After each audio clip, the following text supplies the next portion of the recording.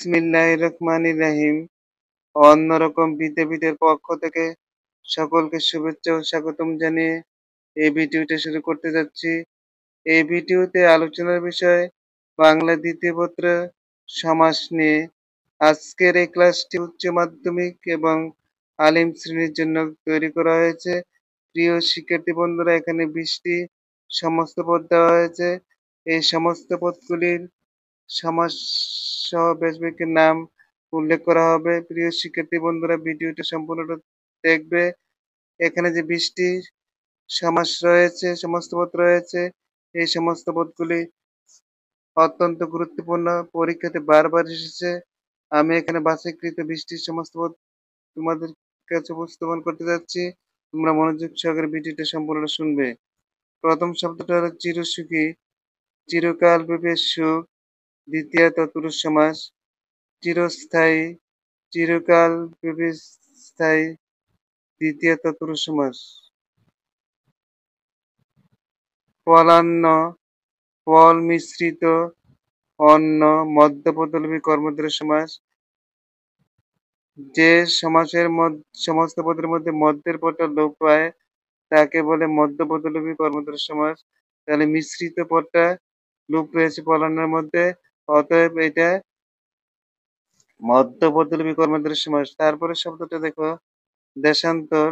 অন্য দেশ, যেটা ব্যাসবাক্য করতে হয় না তাকে বলে নিত্য সমাস। তাহলে দেশান্তর অন্য দেশ, দেশান্তর।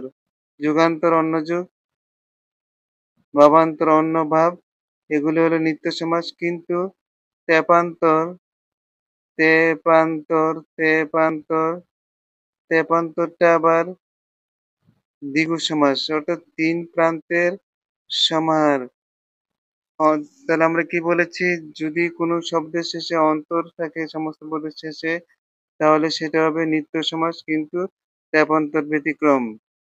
প্রিয় শিক্ষার্থী বন্ধুরা, মনোযোগ সহকারে ভিডিওটা সম্পূর্ণটা দেখবে। যারা অন্যরকম বিদ্যাপীঠকে সাবস্ক্রাইব করেছে তাদেরকে অসংখ্য ধন্যবাদ জানিয়ে পরবর্তী শব্দগুলি তোমরা লক্ষ্য করো। ৭, ১৭, ৭ ও ১৭ সংখ্যাবাচক দ্বন্দ্ব সমাস। আমরা একটু আগে বলছিলাম সংখ্যাবাচক দ্বন্দ্ব সমাস। ৭ ও ১৭ সংখ্যাবাচক দ্বন্দ্ব সমাস। তেপান্তর বলছিলাম তিন প্রান্তের সমাহার, কিন্তু সংখ্যা থাকলেও ৭ এবং ১৭ আলাদা আলাদাভাবে স্বতন্ত্র অর্থ প্রকাশ করেছে, অতএব এটা দ্বন্দ্ব সমাস। যথাবিধি, বিধিকে অতিক্রম না করে অবয়ব সমাস। এরকম আরো সমাস রয়েছে, সমস্ত পদ রয়েছে। যথারীতি, বিধিকে অতিক্রম না করে, যথারীতি অবয়ব সমাস। সপ্তর্ষি, সপ্ত অর্থ সংখ্যা, সপ্ত অর্থ ৭, ৭ ঋষির সমাহার। সংখ্যা, পূর্বপদের সংখ্যা পরপদে বিশিষ্ট পদ থাকলে সেটা হয় দ্বিগু সমাস। তারপরে শব্দটা লক্ষ্য করো, মুখচন্দ্র। মুখ চন্দ্রের ন্যায় উপমিত কর্মধারয় সমাস। যে সমাসের মধ্যে তুলনা বোঝায় এবং সাদৃশ্য না থাকে তাহলে সেটাকে বলা হয় উপমিত কর্মধারয় সমাস। মুখচন্দ্র, মুখ চন্দ্রের ন্যায়, চন্দ্রের সাথে মুখের কোনো সাদৃশ্য নেই, অতএব এটা উপমিত কর্মধারয় সমাস। প্রিয় শিক্ষার্থী বন্ধুরা, অন্যরকম বিদ্যাপীঠকে যারা সাবস্ক্রাইব করেছো তাদেরকে অসংখ্য ধন্যবাদ। যারা নতুন তাদেরকে এই ভিডিওটা সাবস্ক্রাইব করার জন্য আহ্বান করা গেল এবং অন্যরকম বিদ্যাপীঠের ক্লাসগুলি দেখার জন্য বিনীত অনুরোধ থাকলো। তারপরে শব্দটা আগারক্তিম, ঈষৎ রক্তিম, অব্যয়ভাব সমাস। প্রবচন, প্রকৃষ্ট রূপে বচন। এরূপ এরূপ আরো কতগুলি শব্দ আছে। প্রবাদ, প্রকৃষ্ট রূপে ভাত, প্রভাত। প্রগতি, প্রকৃষ্ট রূপে গতি, প্রগতি। অনাশ্রিত, নয়াশ্রিত, নৈতত্পুরুষ সমাস। তারপরে শব্দটা একটু লক্ষ্য করা, আমরা, সে, তুমি, আমি। এই তিনটি প্রোনাউন মিলে হয়েছে আমরা, অর্থাৎ দ্বন্দ্ব সমাস। এই শব্দটা অত্যন্ত গুরুত্বপূর্ণ এবং এসএসসি পরীক্ষাতে বারবার এসেছে।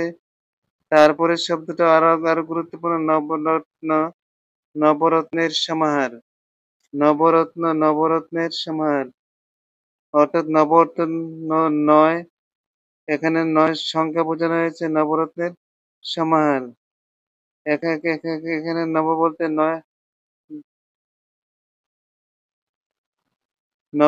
৯, ৯ রত্নের সমাহার, দ্বিগু সমাস। ভব নদী, ভবরূপ নদী, রূপকর্মদের সমাস। যে সমাসের মধ্যে ২ টি পদের মধ্যে অভেদ কল্পনা করা বোঝায় তাকে বলে রূপকর্মদের সমাস। তাহলে ভব নদী রূপকর্মদের সমাস। আশা করি বিষয়টা বুঝতে পেরেছ।